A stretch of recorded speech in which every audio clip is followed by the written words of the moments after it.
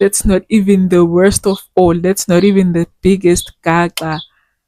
Enkulu-ke kulezo ukuthi wambulala ubhuti wakhe emva kwalokho. Makanolizwi, ugugu igama lakhe. Gugu. Makanolizwi, girl. Because she looks so trustworthy, so innocent. Ebusweni lo mama uyazi ungaze umthembe. Awuqiniswe uma ukuthi nje. Don't judge a book by its cover, because what, she looks so innocent. Ngathi nje bayamsukela. Tshele futhi esinye isigaxa esicishe sasala bese ngisikhohliwe lesi. If it wasn't for my notes ngaba ngisikhumbula.